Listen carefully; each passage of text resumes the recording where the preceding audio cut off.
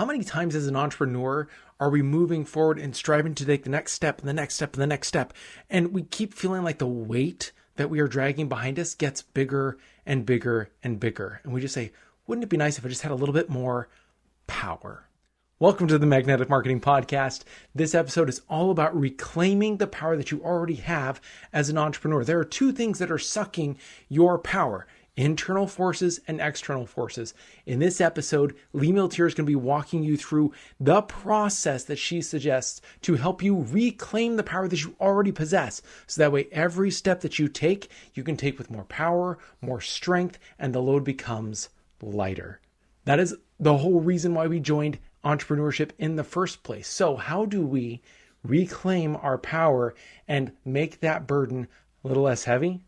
Let's listen in to Lee Miltier as she talks about reclaiming your power as an entrepreneur. I don't think there's anybody that has had a bigger impact in the field of direct response than Dan Kennedy. The legend of Dan Kennedy should be ignored at your own peril. They're not really lessons, they're kind of laws that you live by. Dan opened my eyes to what small business marketing looks like. Dan teaches strategic direct response that is timeless. His ripple effect touches people who don't even know his name. The world as we know it was changed because Dan Kennedy became obsessed with marketing. Welcome to the Magnetic Marketing Podcast with your host, Dan Kennedy. All right, we are going to have a fun afternoon. This is the most important thing, that we have a fun afternoon. And a bunch of you said, what time are we ending? So I know where your priorities are. Okay, who is good from reading in front of people? Who would like to volunteer for me? Susan! God, how did we know that? Miss Susan, get up here. She is going to impress us greatly. Only smart people can read this. I couldn't believe that I could actually understand what I was reading. The phenomenal power of the human mind, according to a research at Cambridge University. It doesn't matter in what order the letters in the word are. The only important thing is that the first and last letter be in the right place.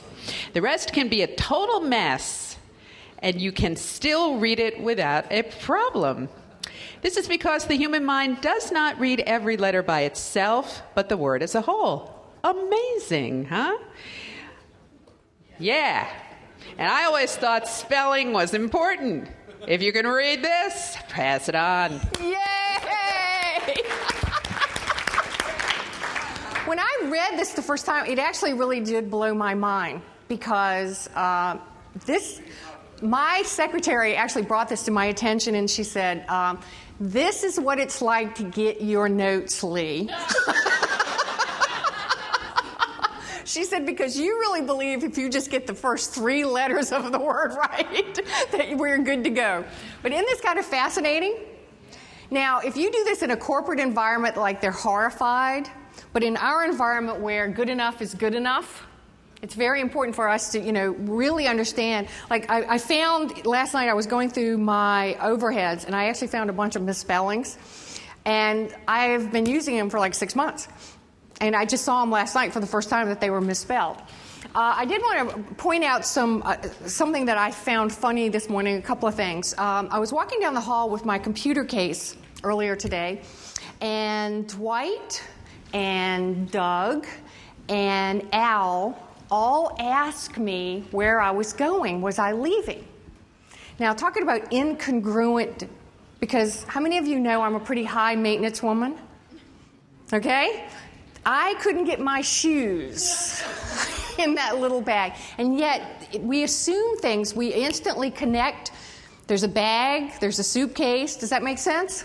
So a lot of time, it was funny after you thought about it. I said, be real. I couldn't possibly do this. But all of us do that sometimes with our clients and with ourselves.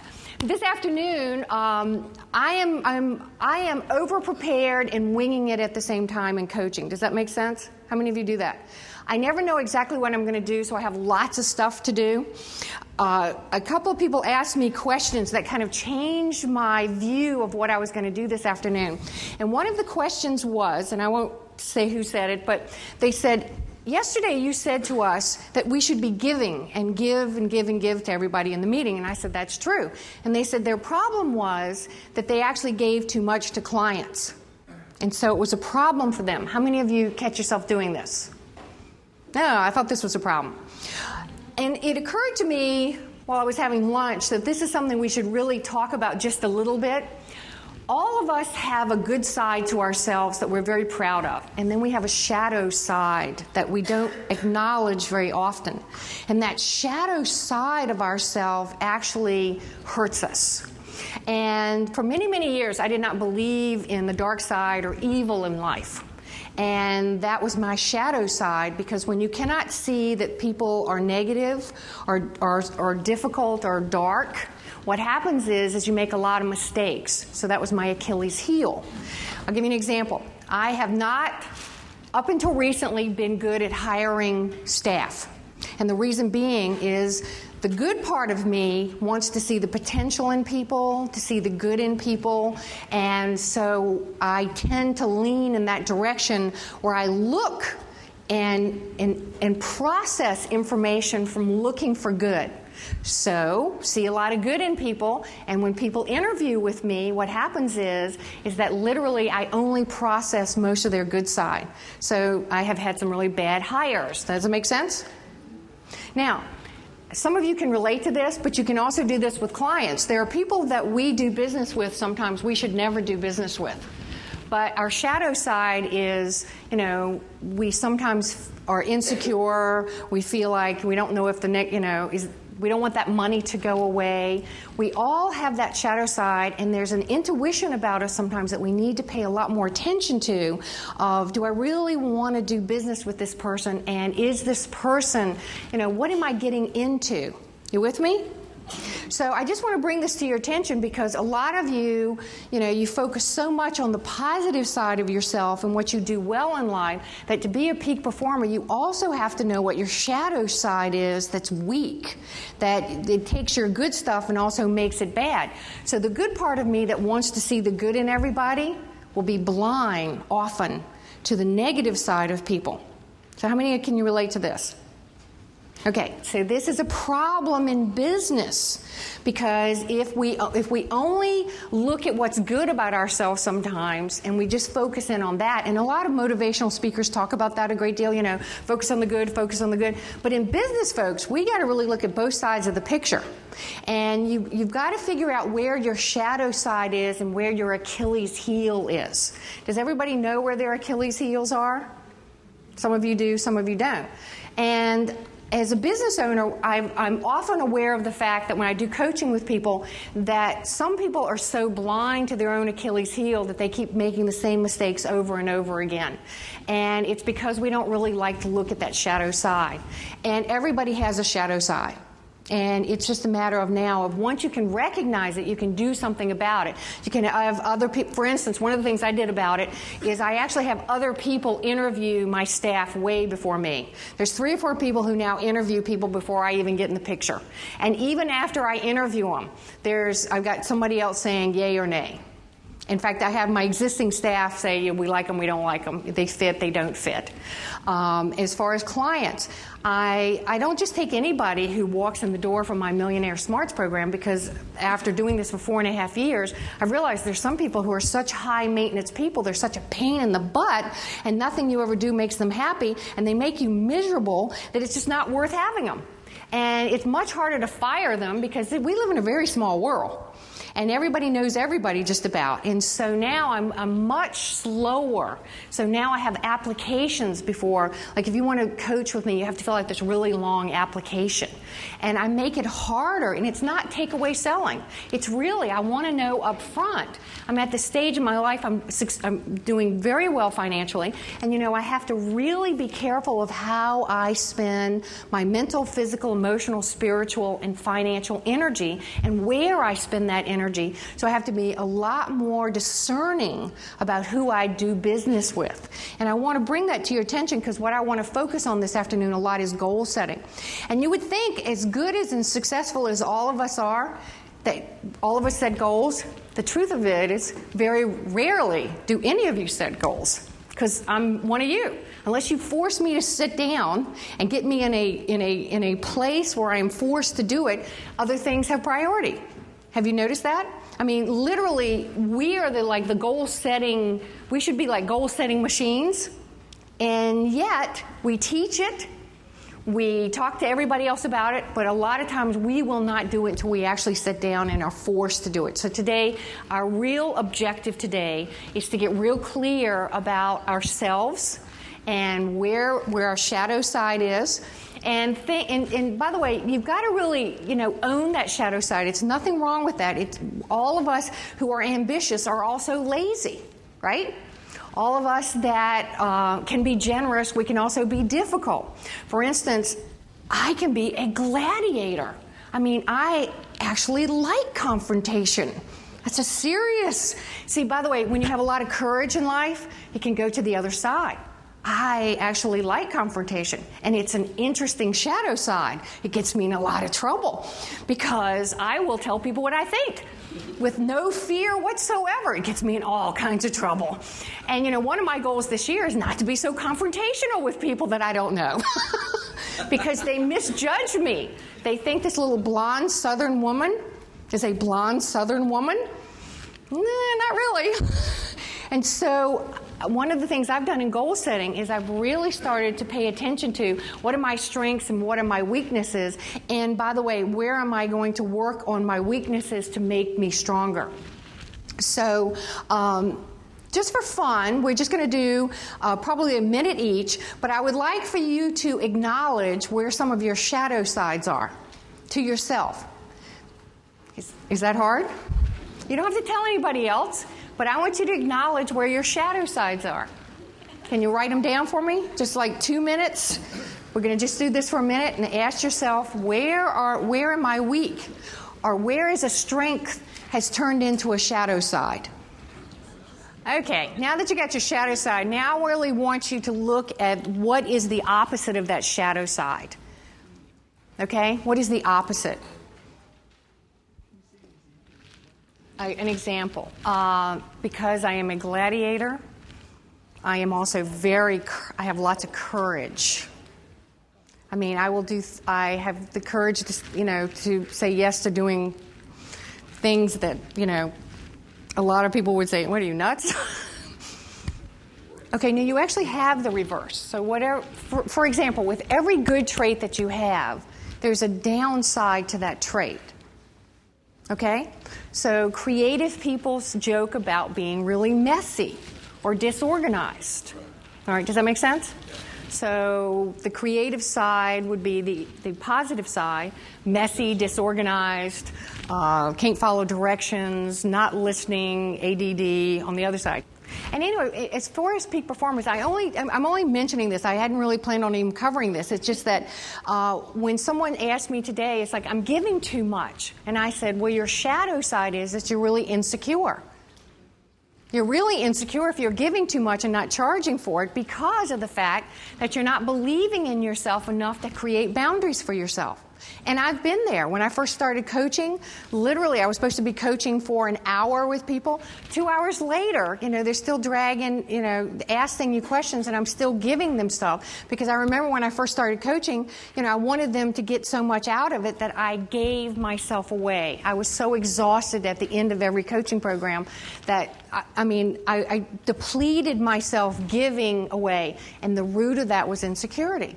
That, I was afraid I didn't know what I was doing. Who am I to be giving advice to somebody else? And when I finally acknowledged that the root of me giving too much was I was insecure, then I fixed it. I gave myself permission to stop that. And so now when I do coaching, I've got a couple of things that I had to do to fix it. One, we went to the drugstore and bought this really big, ugly bird clock that sings at the top of the hour. And when people come in and coach with me, I always say now, you have until the bird sings. When the bird sings, the coaching session is over. I also now have the coaching session in my office. I have my staff at 5 minutes after the hour come and knock on the door and say, Lee, you have a call.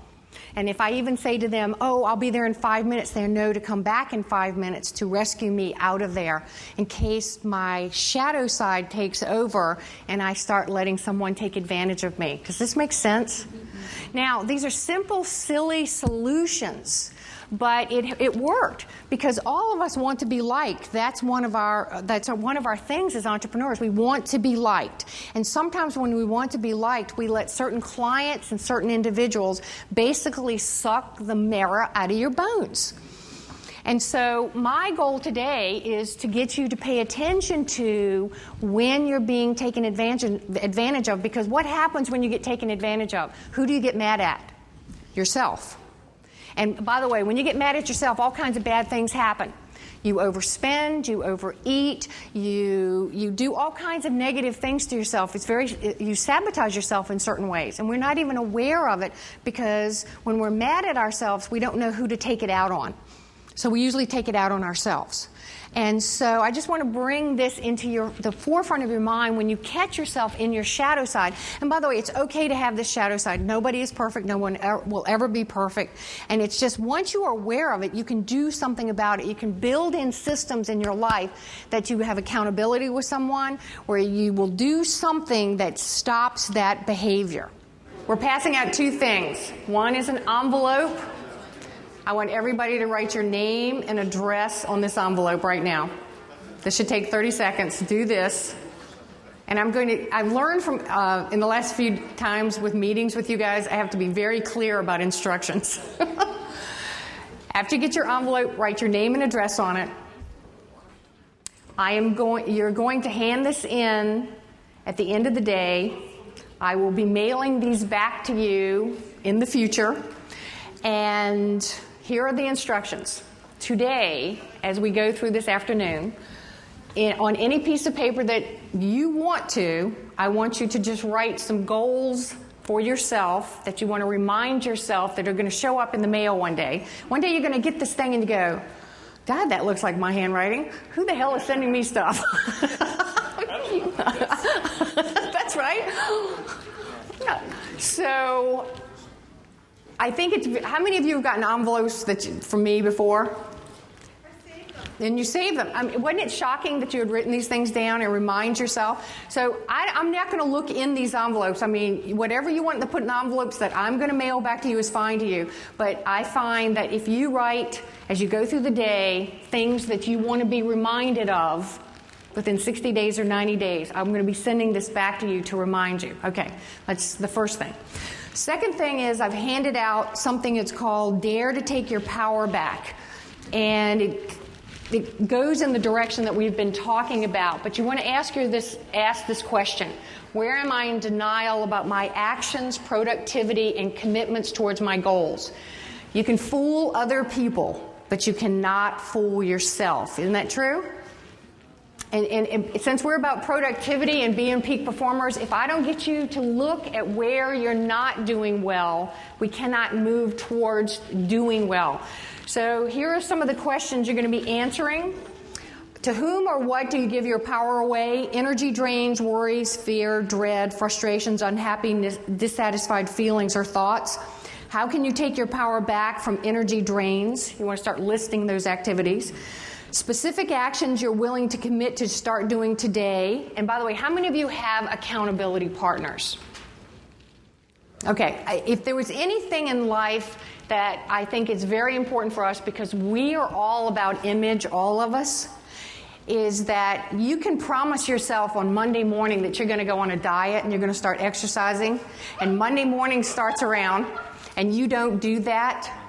Here's the bad news. If you keep telling your subconscious mind that you're going to do something and you don't do it, ultimately you destroy your own confidence, because then the inner part of you, the subconscious part of you, no longer believes you.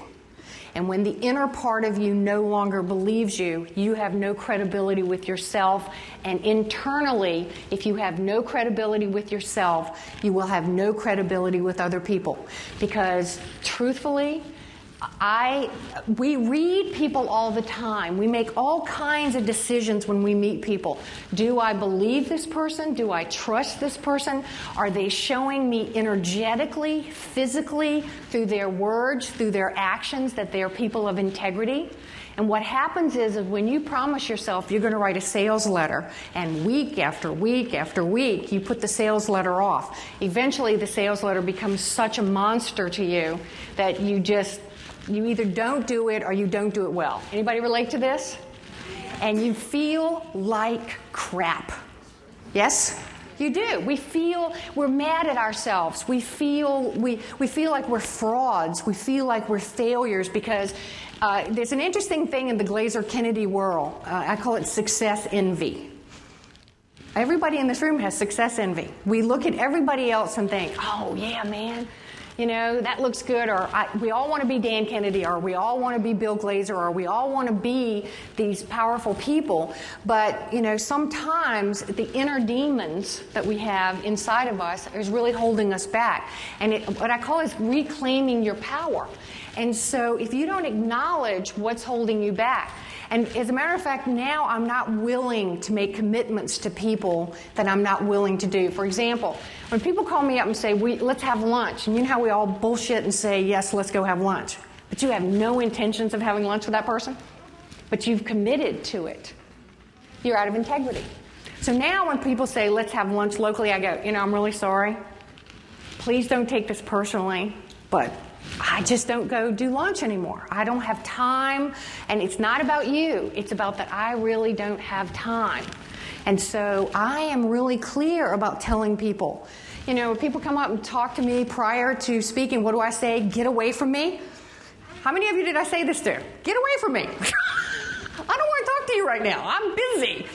So, look, I may be seen as difficult and brass and everything, but you're going to know where you stand with me. And I want you folks to take that kind of integrity with yourself. Because when you clear and clean up the internal integrity of who you are and what you do and what you say, your world will become less stressful and less crowded. Because you won't accept things. You won't be BSing yourself. Are you with me on this? And so it's all about personal power. And one of the reasons we all admire Dan so much is because he is so relentless about brutal truth. Yes? And warts and all, we love him. Yes? And all of us have these warts. All of us. And yet a lot of us try to hide our own warts from ourselves and pretend that things aren't there. It's like the elephant in the room. And yet once you can just say, hey, the elephant is in the damn room, then you can deal with it and you can move on. So what kind of energy drains do you have? This year for me has been a real clear out year. I have had more stress this year, I think, I have ever had in my life. And, you can just say, wow, but, it's made me get cleaner and cleaner and cleaner with myself, and I no longer have time to kid myself about certain things. I have to face reality, and whether I like it or not.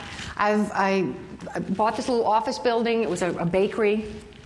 I hired a contractor. We redid the building. He totally took advantage of me, and yet I can't totally all blame him. You see, I was really brain dead while he was doing this. So it's partially my fault. And I've been blaming him for screwing up the building where the city is just chasing me like ambulances to fix all these things. We're 5 inches off with the bathroom. We got to rip out the brand new bathroom. I mean, all kinds of silly, stupid things, which means we have to rip out every closet in the building. And, crazy little things. It's still half my fault because my husband, now, my excuse, my husband was in the ICU and he was very ill, and I was pretty much, do whatever, just do it. I wasn't double checking him. There was a lot of things I wasn't doing. So ultimately, it's my fault. And when I accepted and stopped projecting my anger on the contractor, who, by the way, is a snake, and I'm happy to say is in the Ohio prison right now. Couldn't have happened to a better guy. But not my fault, by the way. Not that I wouldn't have had something to do with it if I could. But when I accepted the fact that it is absolutely half my fault that that bathroom was 5 inches short and that I didn't go double check and that, that I didn't do it. And once I accepted that, it's like all the pain went away. So I'm talking on the phone yesterday with the new contractor, and he's saying, well, when do you want to start? And I said, I want to start yesterday. Just fix this problem so I can put it behind me. I don't care what it costs. I don't care what aggravation it takes. Get it done. I don't want to think about this anymore. I'm facing the firing squad. Hit me so I can move on. So once you accept that you're part of the problem and that wherever your shadow side is and whatever you're doing or however you're giving your power away and whoever you're blaming in life that you're not making enough money, whenever you point, remember there's 3 fingers pointing back at you. Whoever you're blaming that's sucking up too much of your time, it's really your fault for not having any boundaries, for not having the guts and the integrity. Lee, I hate to, it's personal you brought it up, but you've got to finish. Your husband's in ICU. I'm sorry, my husband is in ICU. I thought I told this story before.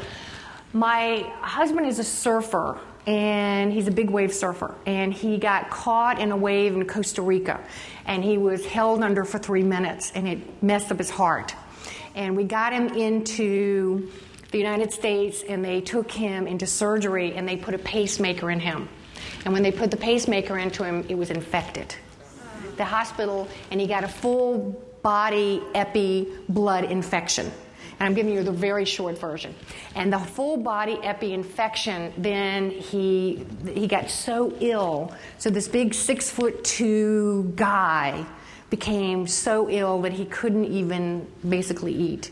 And they thought he had cancer, and then he got pneumonia, and he was in the hospital for like a year and a half or 2 years, and then he finally got in the ICU. And the nurse said to me, "We think he has a 3% chance of living. You have all your papers together?" As if she was saying, "Could you pass the butter?"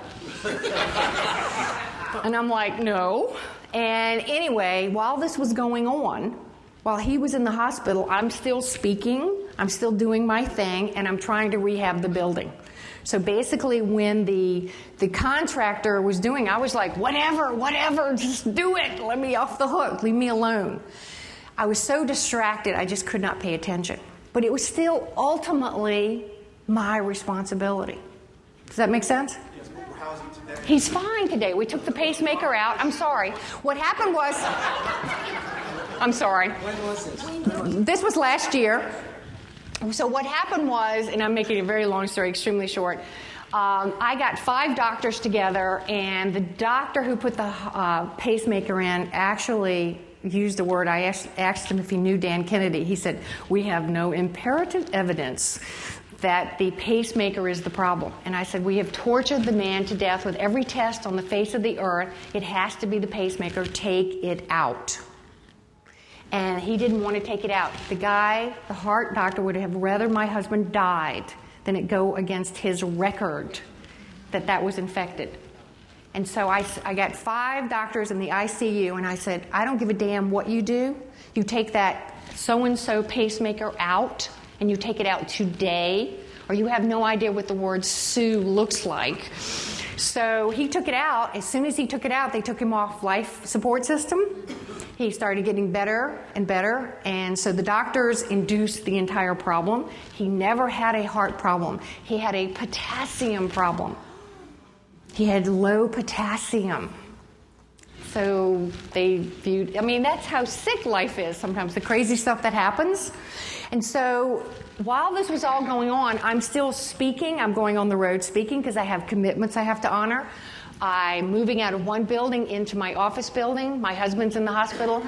It was the craziest time of my life. And the ripple effects of all this are still happening. So I'm still kind of suffering from, the big thing that happened. So it's been very stressful for me this year. But when I stopped blaming the contractor and all the other things and started saying, okay, this is how I took part in this, in spite of all reality. This is how I took part in it. And when I accepted my part in it, then I relaxed. I stopped fighting it. I started taking my power back. Because when you give your power away to other people and problems, and what happens is you actually rob yourself of all your confidence to go forth in life. Because I actually was at the point that, I considered just quitting everything. Screw this whole speaking business and coaching and all this. I can't stand all these people with all their problems. Because I had so many problems of my own. Does that make sense? So once I, again, accepted that I was still part of this, and I accepted my part of it, then it allowed me to take all my power back and made me such a stronger person. So now, it's like, it doesn't make any difference what's happened. I can pretty much handle it. Yes? Can't we all handle it? Yes. Gail's husband of 40 years? 44 years just passed away, and she's here. Life goes on. But again, my purpose here, without meaning to go into this great story here, is what are the energy drains, the things that is taking your power, maybe on an unconscious level, that's sucking up your power. Maybe you are feeling guilty about something, or maybe it is, I don't know what it is. You have to decide that out. But if you only have mental, physical, emotional, spiritual, and financial energy, and you have unconscious stuff going on that you're not resolved with, or you haven't admitted to yourself, it's draining you of power. How many people agree with that? Yes. Is there anybody who disagrees with it? You're terrified now, aren't you? But when I really thought about it, I have like 100 hours worth of stuff up here to do, folks.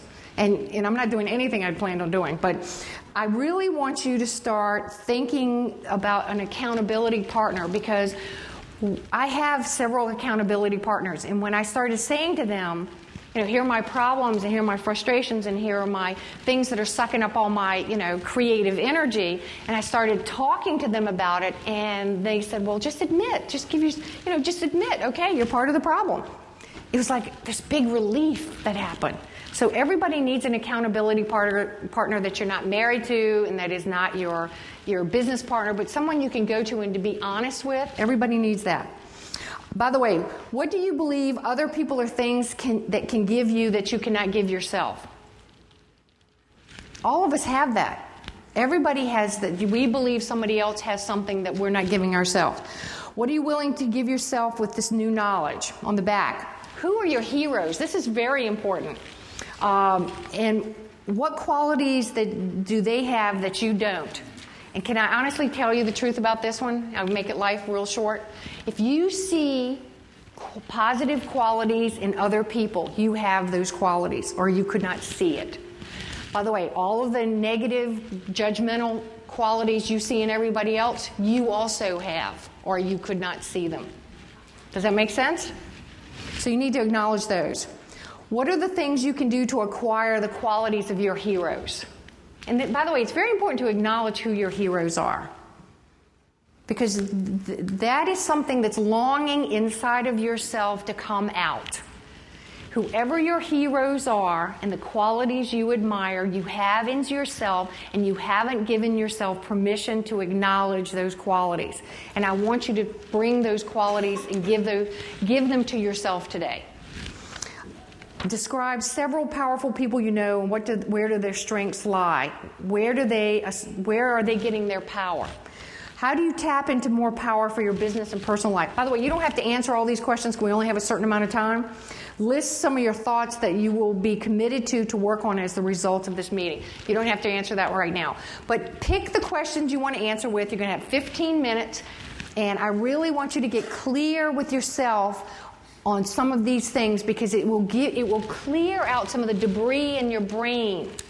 I find it very interesting that when one of us will say, I had this problem, or I had this thing, it gives us permission to admit that we have these things within ourselves. And again, we're just trying to sweep away some of the unconscious debris that is there to free you up to be more of the potential. Because we're only using 5 to 15% of our potential. And entrepreneurs, my God, we have 90% more potential to use if it's not being used in unconscious ways, holding ourselves back or holding on to stuff we don't need to hold on to.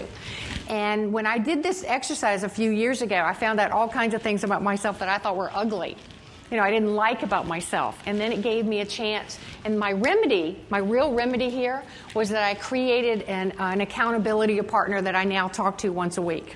And I tell them all the good stuff, And I tell him all the, the fears, the doubts, the insecurities, where I'm stuck, where I don't feel good about things.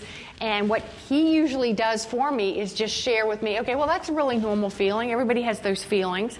And once you kind of admit to yourself that it's okay to have those feelings, it doesn't hold so much weight anymore. My accountability partner is someone that I have made a deal with who is a coach, and we have we just made a deal to be accountability partners with each other. We have a Friday morning 9 a.m. appointment every Friday morning, and we don't pay each other, but both of us are coaches.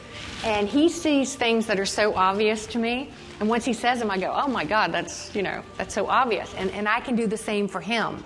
And so that's why, doing something like this, when you bring up the stuff that you don't want to think about, having someone else who's not emotionally involved with your life sees the obvious. And he usually says to me, why don't you look at it this way? And how many times do you do that to other people? Yes, sir. How do you pick an accountability partner? I pick someone who I consider extremely honest and brutally truthful. And I always say to them, look, you don't have to sugarcoat anything with me, just tell me the truth. Because if I don't know the truth, how can I ever do anything about it? And a lot of people around us will not tell us the truth.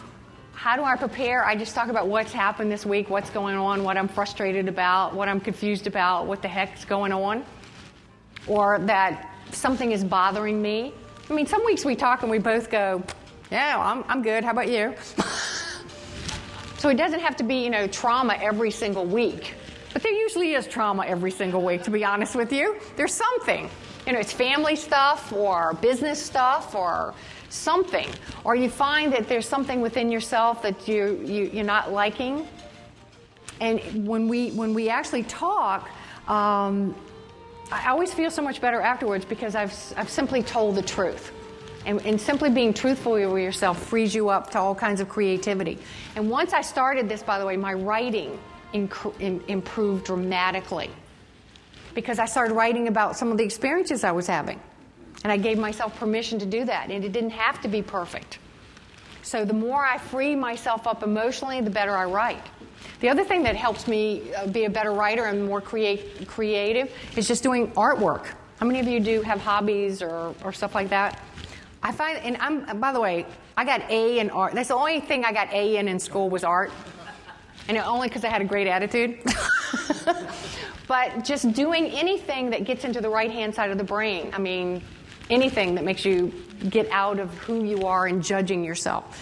And by the way, the other thing about having friends like Dan or people like that in your life, he didn't let me get away with anything. I mean, he has actually called me up and said, I could kick your ass. And let me tell you, that scares you. That really scares you. So you want people in your life that, you see, most of us are bosses, right? All of us are bosses. And so, but we still have to have someone who I'm not saying be afraid of, but someone that we're accountable to just keep ourselves going. If I say I'm going to finish a book on time, but your publisher there will be consequences of not doing it. But a lot of times we rationalize all of our consequences because we can. Dwight said something I thought was very powerful. He said, inside of us, in the back of our mind, we all have an accountability person. It's called our intuition. You call it whatever you want to call it, your higher self. But inside each and every one of us, we already have an accountability person. And if you'll notice, when you get intuition, we all also not only get intuition, but we get a physical. And it's called the gut feeling. When your gut feels bad about things that you're doing, please have the awareness and what I call the skill to pay attention to. You already know, and you can't hide from yourself. One of the things I do as an exercise for myself is I look myself in the mirror in my own eyes. Because I can pretend all kinds of things to other people, but I can't lie to myself in the mirror in my own eyes. Because your own eyes are looking into your own soul.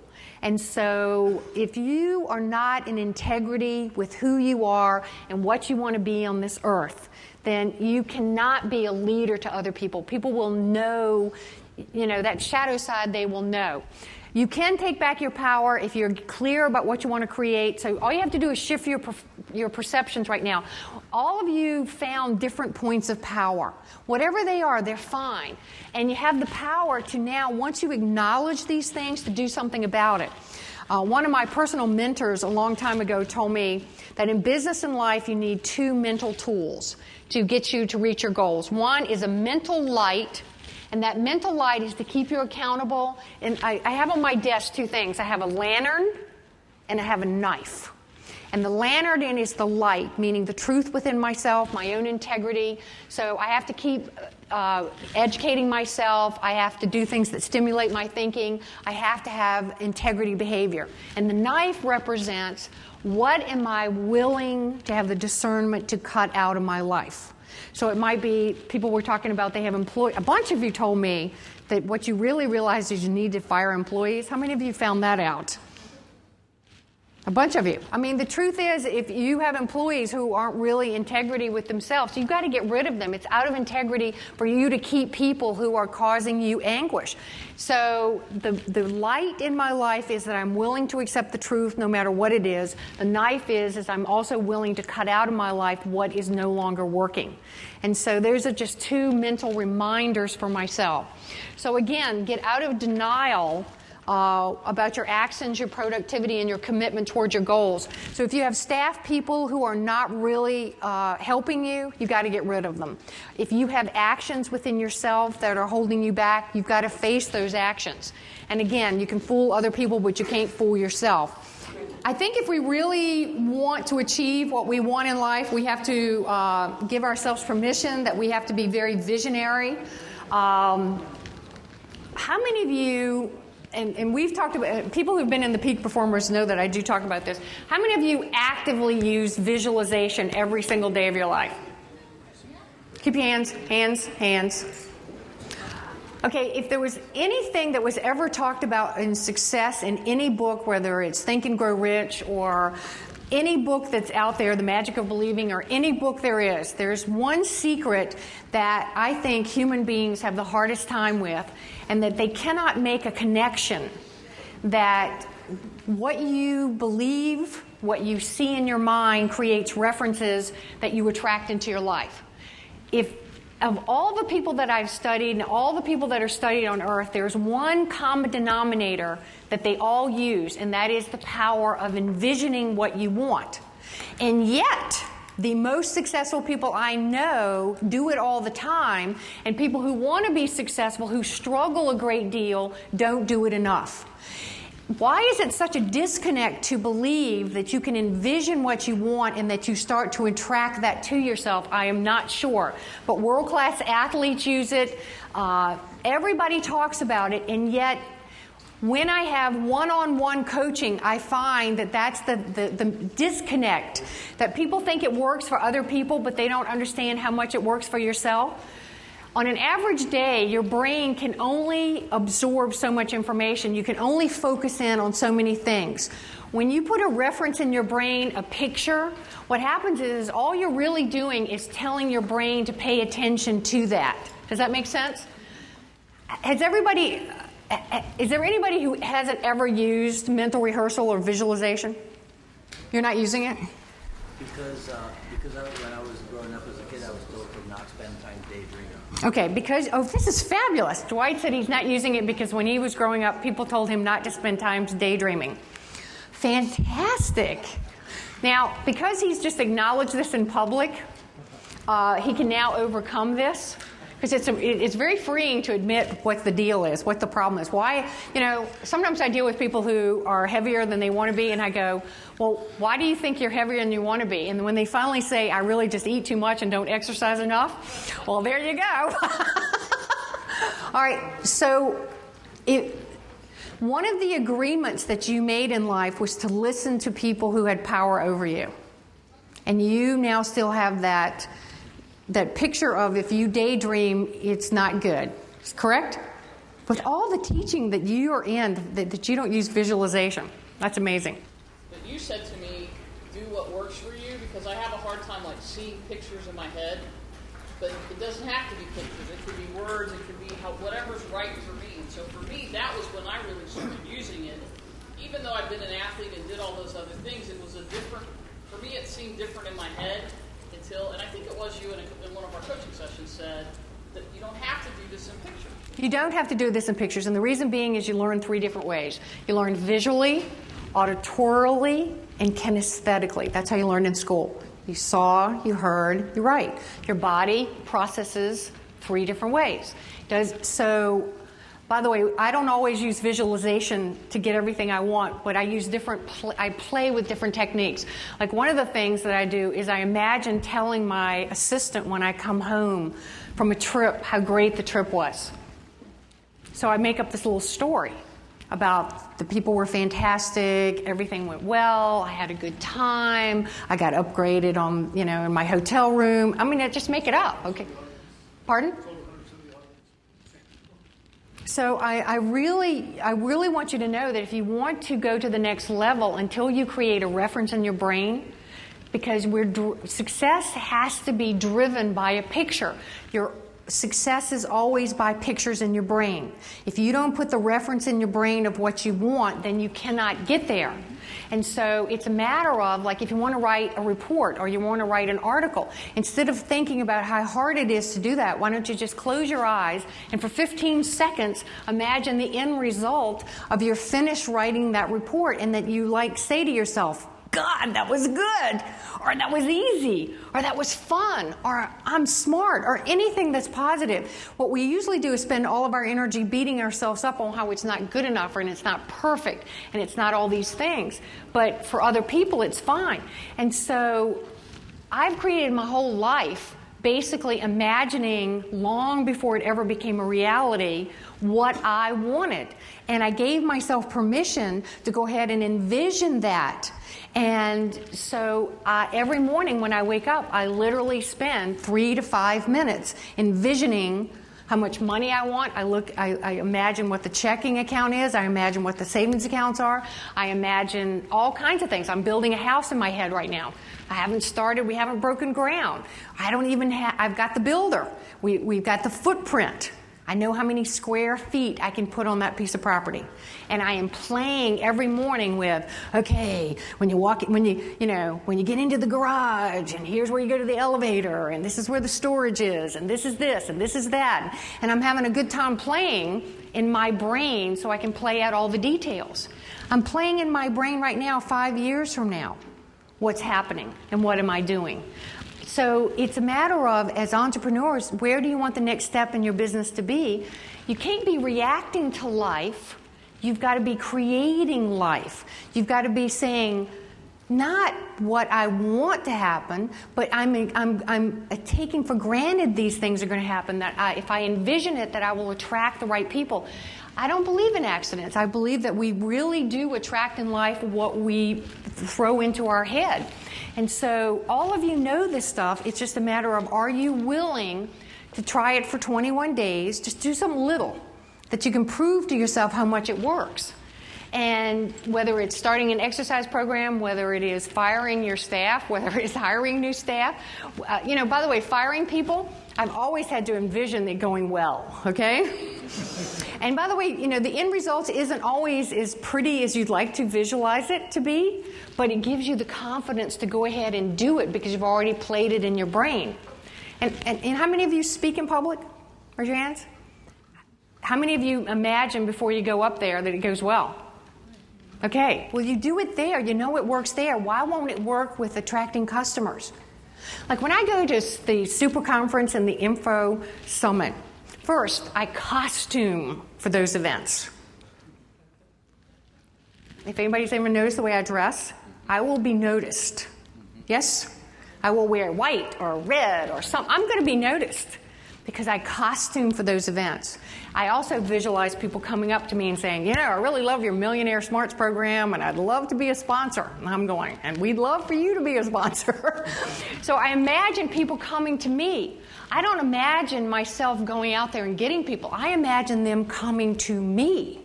Now, I find this to be a much better marketing strategy than always stressing about going to them. Now, it doesn't always work that. I still market. I still do those things. But it gives, you've got to build this confidence when you want to set goals for yourself to give yourself permission to go for what you really want. Like every piece of jewelry I have, literally I've cut out of a magazine or Imagine, put it up on my refrigerator, and I get that piece of jewelry, whether it is a car, whether it is a house, whatever it is. I used to make this joke about I wanted a guy 6'2", eyes of blue with blonde hair. He is currently my husband, okay? So, it's what do you want? I mean, what do you want to weigh? What do you want to have? What kind of life do you want to have? What kind of vehicle do you have? Do you see yourself in that? And when do you give yourself permission to stop living for other people, but to really live for what you want? And even though you know this, a lot of you aren't giving yourself the opportunity to create that in your life. How many of you want to be multimillionaires? Okay, are you envisioning that? Are you envisioning sitting in front of your accountant? One of the things I did this past year is I envisioned my accountant saying, "Oh my God, you've earned so much money, look how much tax you have to pay." And he actually said those very words to me, because I earned more money this year than I'd ever earned in my life. And you know what? I gave myself permission to pay the taxes because, the payoff of the money was worth it.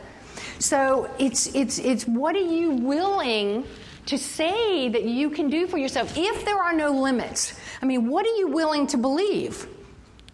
I mean, are you willing to believe that you have the power to do anything you want to do? So when are you going to ante up for that? And you're going to just take a little bit of time, 3 minutes in the morning, 3 minutes before you go to sleep, and you have a goal, you envision it, and then you look for evidence. Like one of the things I do is I have an evidence book. And when I have a goal and I start envisioning it, now I start looking for evidence on when is this coming true? When is this coming true? Where is it coming true? And I keep an evidence book of what is coming true. And so what I'm doing is I'm keeping the goal alive. I'm keeping the dream alive. I think that most of us, Dan and I talk about we create money out of thin air, don't we? Don't we all create money out of thin air? Well, you create everything out of thin air. It's not just money, it's your whole life. What kind of relationships do you want? What things? So what are you willing to do that you haven't been doing that you know other people do? And it's a matter of, 3 minutes in the morning, 3 minutes at night. Choose those things that you want. So what I'd like for you to do right now is I would like for you to write on a piece of paper something to stretch yourself that you're willing to imagine, that you're willing to create new references. You don't have to tell anybody else about it. You can put it in your envelope and send it to me. But could you stretch yourself? Something that you've wanted, but you wouldn't give yourself permission to have. And you can envision it, and you already have it. And what does it feel like to have that? And how do other people benefit because you have that? For example, I always think the more money that I make, the more money I have to be of service to people. The more money I can give to the SPCA. This is my favorite charity. The more time that I have to do other things that could benefit other people. So it's not a lot of us don't want to give ourselves permission to have what we want because we feel like it's selfish. Life is this short thing, folks. We have no guarantees. Like I just bought this. I bought this piece of property I'd wanted for 19 years. I got outbid on it 6 years ago. And I thought life was over as I knew it. Because I had visualized owning this property for so long. When I got outbid, I was like, how the hell did that happen? I was supposed to have this property. It didn't, and I had to come to Jesus talk with myself. And I said, okay, if I can't have this property, I've got to have something better. After that happened, and I was willing to go and make this dream come true, the person who bought the property's wife had red hair. And the property was on the beach, and she said to her husband one day, I have red hair. I don't really like living on the beach. We need to sell that piece of property. Now, who could imagine this was going to happen? They put the property back up for sale, which at this point, I put all my chips on the table and bought the property. Because I actually came to the conclusion that I would not have lived my life successfully if I did not buy this one piece of property on earth. Now, that's how strong I felt about this piece of property.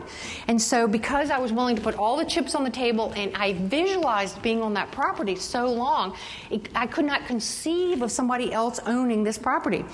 I'm a farmer's daughter. I'm really into land, you know? So what is it that you are so passionate about that you're willing to, you know, really do whatever it takes to get? Do you have that kind of passion? Does everybody have that? So please write it down that you're willing to do that. And everybody's got a different thing, but you've got to identify what it is that if you were to die, that if you did not do, where would you really be disappointed with yourself? Because that's where you got to get clear. Thank you for listening to the Magnetic Marketing Podcast with Dan Kennedy. If you love hearing in on these lost Dan Kennedy talks and speeches and calls, then please let someone else know about this podcast. That's how you can help it to grow. And the more it grows, the more free Dan Kennedy we can bring to you. Also, Dan would love to give you the most incredible free gift ever, designed to help you make maximum money in minimum time. Now, this free gift comes with almost $20,000 in pure money-making information for free just for saying maybe. You can get this gift from Dan right now at nobsletter.com. Not only will you get the $20,000 gift, you're also going to get a subscription to 2 marketing newsletters that will be hand-delivered by the mailman to your mailbox each and every month. One from Dan Kennedy and one from me, Russell Brunson. To get this gift and your subscription, go to nobsletter.com right now.